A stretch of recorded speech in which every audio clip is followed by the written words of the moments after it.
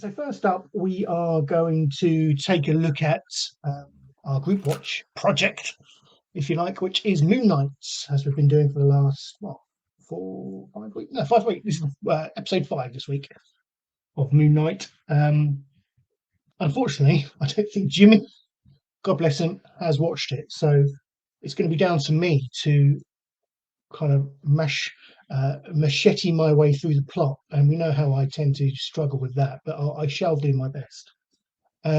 So in episode 4, we left Stephen and Mark kind of revealed they were Mark got shot as he was kind of in the tomb with Harrow, got shot and kind of descended into this kind of watery pit, and he wakes up. We assume he's dead in this or having some kind of hallucination, and he's in this psychiatric ward, psych ward, and then all hell lets loose. There's like imagery everywhere of kind of all the imagery from what we've just witnessed in the previous show, like a lot of Egyptian imagery and just kind of various characters and such that we've experienced throughout the series to date, in this image of the psych ward. And that's kind of where episode 4 ended. So dead keen to kind of see where the story goes this week, and it very much kind of just cracked on from where it ended in episode 4. We were back in the psych ward, again introduced to the hippopotamus god type character. Hello, Jimmy. What I did was I just basically reached out to the end of episode 4. So brilliant. You haven't missed anything. I have explained that you haven't watched episode 5, which is a shame. Correct. But I will try my best to explain episode 5. Again, it really focused around the kind of Stephen and Paul being in the psych ward scenario as they ended in episode 5, and we learned that they are dead, or Mark is dead, and that they are now in the underworld. I forget what the name is for the underworld. Let me see if I can see it in my notes. Hades? No, it's not Hades. I don't think it's not particularly important. Duat, Duat. Right. So they're on a boat with the hippo god, which is the god of motherhood and children, I think. But it's the hippo character, and they're kind of on this journey to paradise. So they've got to kind of end up in paradise, but before they get to paradise, the scales of justice of their life have got to be balanced. So the hippo kind of reaches into both of their hearts, because they're still together at this point, and places their hearts on the scales, and it's kind of unbalanced throughout the episode. So the whole episode we're trying to get the scales balanced before they reach the paradise. What's it called? The field of reeds, which is what they proclaim paradise to be in Egyptian. I would say folklore, but it's not. You know what I mean? God lore, whatever you want to call it, religion. Yeah, we'll go with that. Interesting. So the whole episode is basically we're really uncovering exactly who Stephen and Mark are and what their relationship is to each other, and that there are some really huge reveals from this relationship throughout the episode. And we kind of they go back into the psych ward in this on this quest to make the scales balance before they get to paradise. And to do that, they've kind of got to go back and reflect on moments in both their lives, because at the start of the episode we're still assuming they're kind of two people, but as the episode goes on we kind of learn what their relationship with each other was, and we learn that Mark had a brother, a younger brother. Yeah. And Mark, there was an instant when he was younger where Mark took his younger brother into like these caves to go on like an adventure.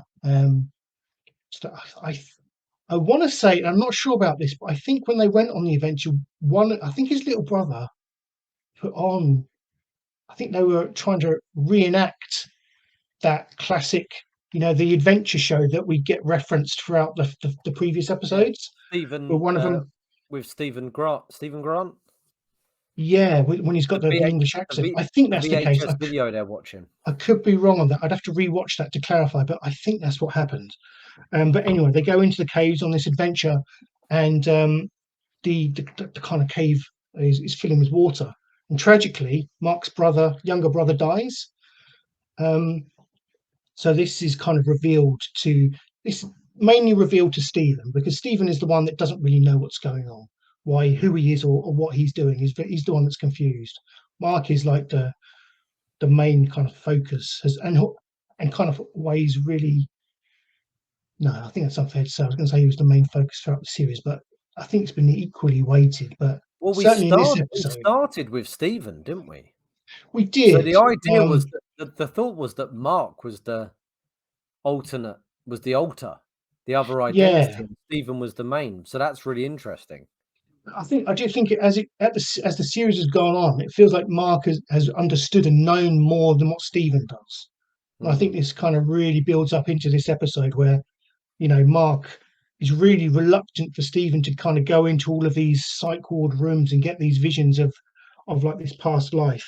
It's like Mark knows what Stephen is about to see, and that is actually what transpires. So yeah, as the visions go on, Stephen learns that yes, Mark did have a younger brother who tragically died in a caving accident, if you like.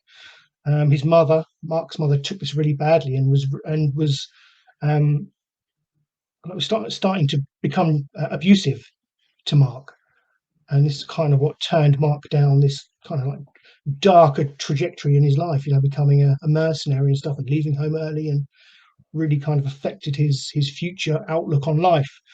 Um, and kind of the images get more and more tragic, and we kind of follow Mark um, throughout his journey into becoming a mercenary. But there's this one moment where things get so bad where I think his mum comes into his room and he's going to beat him. She gets out a belt and she's going to beat him for kind of, she really blames him for Mark's brother's death. And there's a moment where he just clicks and he becomes Stephen. So Mark kind of takes on this persona of Stephen as a coping mechanism.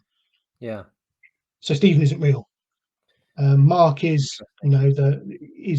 the actual entity. He's the person, but Stephen is just a figment of his imagination. Going into that multiple personality disorder, and Yeah. Stephen becomes or comes out when Mark is trying to shield himself from like the pain. Well, as Um, we've spoken about DID mm, before on the show, with watching videos of people with it, and other shows, United yeah, States of, I can't remember, Tony Collette's show, where yeah, it's trauma. It's yeah, always trauma at a young yeah, age that brings those personalities out to protect, yeah. to And say, I'm the one that takes care of all of this shit, and you don't even have to yeah, know about it. so this is feeding directly into that. Yeah. Um, so we also get to see the origins of Moon Knight. So we kind of we see Mark. Obviously, that's one revelation. The fact that Stephen isn't real, and there's been like a coping mechanism for Mark to deal with any kind of angst. An altar, Uh, as they're known. y- They're an altar. okay, excellent. Mm. Um, and yeah, we get to experience in one of the other visions Mark becoming Moon Knight. I think he's on a mission in Egypt, and he's badly injured, and he kind of is crawling into what's his name? Is it Noshi? I want to say Noshu's tomb, Right. and Noshu. We'll go with that. It sounds good enough. He kind of Noshi, gives yeah, him I like that. he gives him a choice. You can become my avatar, become Moon Knight. Save yourself, become Moon Knight, and that's what he chooses. And he becomes the persona of Moon Knight. So that was an interesting aside. And we're getting to see the origins of the character. And the other kind of key moment in the episode was um, Mark's mother dies. Eventually passes, and there's a moment, and this is kind of set right just before the beginning of the series timeline wise. So when we kind of first meet Stephen in that first episode.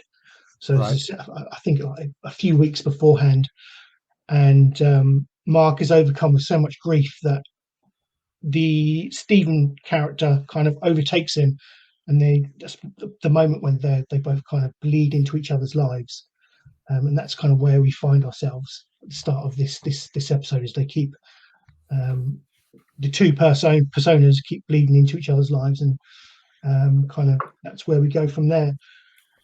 Really interesting, kind of, commentary on, as we said, like this multiple. Is it DID? You saying Yeah. DID and DID,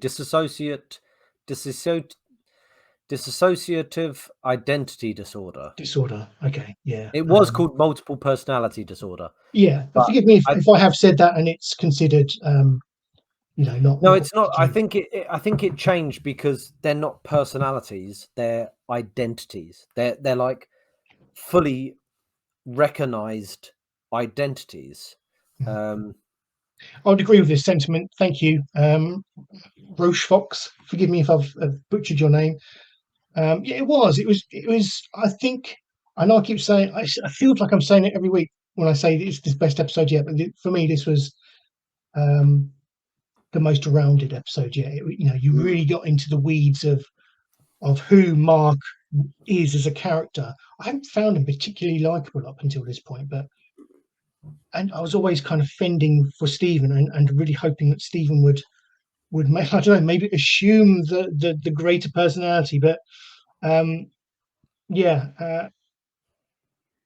yeah, it was a fantastic exploration of kind of why they are where they are mentally, and it kind of just, the coping mechanisms that Mark's put in yeah. place. And yeah, it was really interesting, and it was emotional. Yeah, it was emotional. It was a good deep episode for me. Um, It sounds great. your Like mileage I may say, differ. I can't believe, like, me and the wife, as I said, have been so wrapped up in the Johnny and Amber Heard trial we've been watching every night. We just completely forgot to watch it. We've just been so wrapped up in watching that in the evenings and even at lunchtimes and whatnot. It sounds great, and the fact that they're treating DID properly with an actual reason why that happened. I know Oscar Isaac. Did do his research into it. It was interesting. I saw a TikTok. I hate TikTok, but I saw a TikTok video of a young girl. She must have been early 20s with DID, part of a identity system, Mm, which is what some say, where there's a good few of them, 6, 7, 15, 20. There could be huge amounts of identities who come out, and she was going to go and get a operation because some of her identities identified as male. oh um wow. so she was going to transition the body to a Mm, male, and she was very, very sad about it. She was crying. She was like, this will be very, very sad for me and a couple of the identities, or I can't remember the word she used, or a couple of the friends mm, in the system, friends, you look after each other, talk to each other, but it's going to make a lot of the identities very, very happy. yeah, It's a very, very complex, complicated thing when the mind sort of fractures. Me and the wife was discussing it 'cause she was saying how it's a clever thing that the brain does, where it does do this separation to protect this person from that abuse that they got. yeah. Um, and it is Terribly sad, obviously isn't it? That sorry, incredibly. Jimmy. Yeah, Yeah, no, terribly that well, sad that that's it. the body feels like it has to do that to protect. I mean, the body and the mind is a wonderful, powerful thing, isn't it? And the fact that it can do that to protect you, to like preserve itself, preserve another identity, I find that fascinating, absolutely fascinating. And I hope this. I mean, I enjoyed it on the surface, and I thought it does. I think it does things respectfully. I don't think. Yeah, it sounds like Um, it. and Oscar Isaac is he's been good throughout this. I think in the last couple of episodes has been fantastic, having to a whole range of emotions and just having to deal with multiple personalities, and just he does it so well. He really does it so well. He really each. both Stephen and Mark are very distinct personalities, aren't they? And Yeah, they're both very likable eventually. Yeah, and it's a powerhouse of a performance for me. It's been great. It's been great. yeah. I mean, I'm looking forward to watching this. It was interesting listening to you describe the episode. Made me more excited to watch it, to be honest. Telling me about it, Well, 'cause I always avoid spoilers, but actually, you mm, telling me what was going to happen, actually, because over the last 5 years or whatever, it's all about spoilers, isn't it? Things coming mm, out and you going, "Don't tell me, don't tell me, don't tell me." In the past, before, I don't know, like when we were younger, you go, "What happens in the film?" And someone would tell you, mm, "Go, that sounds ace. I want to go and watch that." yeah. You wouldn't ever sort of go, "Don't tell me spoilers" or anything like that. It was always like, "What happens?" That sounds brilliant. Mm, And we're obsessed with spoilers now, and that was the first probably time I've been told something about a film where I haven't put my fingers in my ears, or a TV show, and I've gone, "That sounds brilliant. I yeah. really want to go and watch that." Again, Rush Fox says there isn't two identities in the Marvel books. Yeah, I'm interested. Like, I know, Sen's a huge comic book fan and avid reader, and I don't think he's taken to it particularly as well as I would argue both of us have. But I wonder if that's Really? yeah, I wonder if that's interesting for me from a comic reader's viewpoint. I do wonder if they're doing it a disservice, or maybe there's better stories available in the comics. I don't know. Um, you know, in today's way, we've had that discussion about coming into this with fresh eyes and how that's probably well, certainly made me enjoy it a lot more, not knowing much about the character or this story or what to expect from the story. So, I Yeah, mean, the way this episode went was a real eye opener for me, and like I say, handled really well. And I have retained still some reveals for you. I didn't want to spoil the whole thing for you, so there is still some stuff that you will have to experience. But yeah, I absolutely loved it, Jimmy. Um, yeah, and look forward to the final episode next week. Yeah, yeah, because we've got and one what? left, haven't we? Got Yeah, one we left. have. I've really enjoyed it. I've really enjoyed this show. It's been at times it's had a little bit of everything. It's had that kind of deep commentary on mental health. It's been like an Indiana Jones romping action.